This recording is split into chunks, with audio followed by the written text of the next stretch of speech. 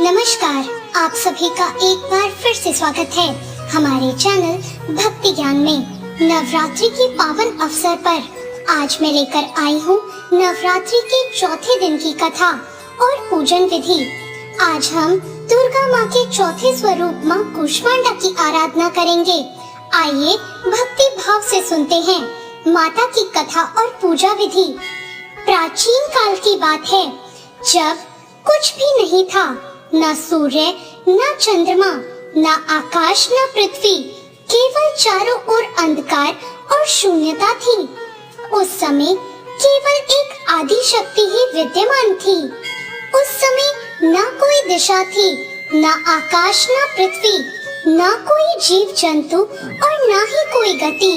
उस समय केवल जो शक्ति विद्यमान थी वो थी आदि शक्ति माँ दुर्गा। माँ ने अपनी हल्की मंद मुस्कान से ब्रह्मांड की कल्पना की। तब उनके मुख से निकली हुई दिव्य ऊर्जा से चारों ओर प्रकाश फैल गया। उसी प्रकाश से सूर्य, ग्रह, नक्षत्र, आकाश, पृथ्वी और जीवों की उत्पत्ति हुई।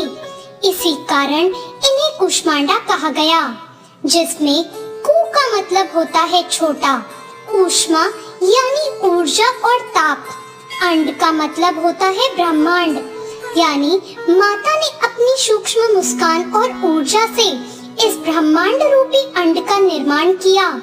माँ कूष्मांडा की 8 भुजाएं हैं, इसलिए इन्हें अष्टभुजा देवी भी कहा जाता है।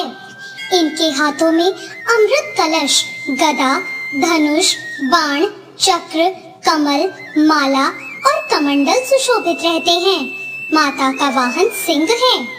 माँ कूष्मांडा ने समस्त सृष्टि के छोटे से विशाल ब्रह्मांडीय अंड को जन्म दिया। ये समस्त ऊर्जा, समस्त प्रकाश, समस्त गर्मी और समस्त जीवन का स्रोत है। इन्हें मुस्कुराती हुई माता भी कहा जाता है। इन्हें बस मुस्कुराना होता है। बाद में इन्होंने समस्त ब्रह्मांड की रचना की और अपनी शक्ति को सूर्य के मंडल में स्थापित किया, जिससे ब्रह्मांड को प्रकाश और ऊष्मा प्रदान करने के लिए सूर्य को शक्ति प्राप्त हुई। प्रकाश की स्रोत के रूप में माँ कूष्मांडा को सूर्य देव, भगवान सूर्य का मार्गदर्शन करने वाली कहा जाता है। वे सूर्य के केंद्र में निवास करती हैं और उन्हीं की प्रभा से सूर्य प्रकाशित होता है। माता की पूजा के लिए नवरात्र के चौथे दिन प्रातःकाल स्नान करके स्वच्छ वस्त्र धारण करें। स्त्रियां लाल, पीला या नारंगी वस्त्र पहन सकती हैं।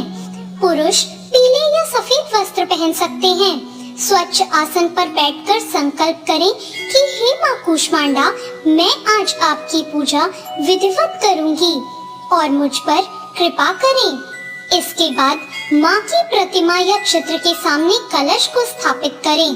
दीपक और धूप जलाएं, रोली, अक्षत, मौली और पुष्प अर्पित करें।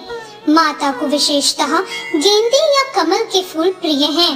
भोग के लिए माँ को कद्दू, जिसे कुमड़ा कहते हैं, उसे अर्पित करें। दूध से बनी मिठाइयाँ, मालपुए, हलवा, नारियल और गुड़ भी चढ़ाएं। माता के पूजन के लिए इन मंत्रों का जाप करें। माता का बीज मंत्र है ओम ऐं ह्रीं क्लीं चामुंडाय विच्चय और माता का पूजन मंत्र है ओम देवी कूष्मांडाय नमः।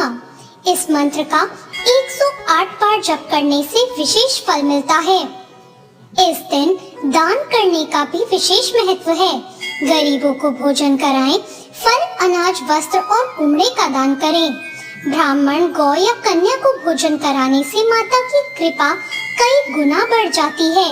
दोस्तों, माँ कूष्मांडा को कुमड़ा चढ़ाया जाता है, जो कि कद्दू होता है। कुमड़ा अंदर से खोखला और हल्का होता है।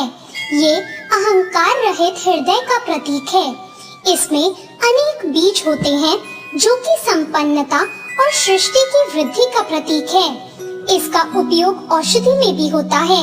ये स्वास्थ्य और आयु की वृद्धि का प्रतीक है।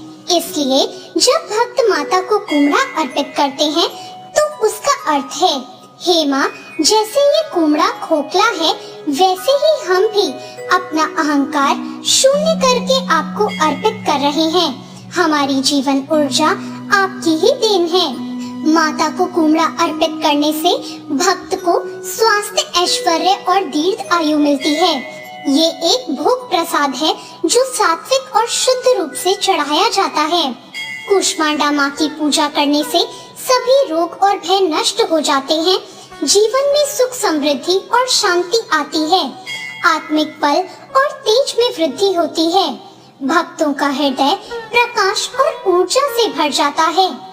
ये आध्यात्मिक साधकों के लिए शुद्धि और तपस्या की देवी हैं, जो हमारे सभी कर्मों को शुद्ध करने के लिए ऊष्मा और प्रकाश देती हैं। तो ये थी चौथे नवरात्र की पूजा विधि और कथा। आपको माँ कूष्मांडा की ये कथा कैसी लगी, कमेंट करके जरूर बताएं। कथा अच्छी लगी हो तो वीडियो को लाइक जरूर करें और मेरे चैनल भक्ति ज्ञान को सब्सक्राइब करना ना भूलें। धन्यवाद।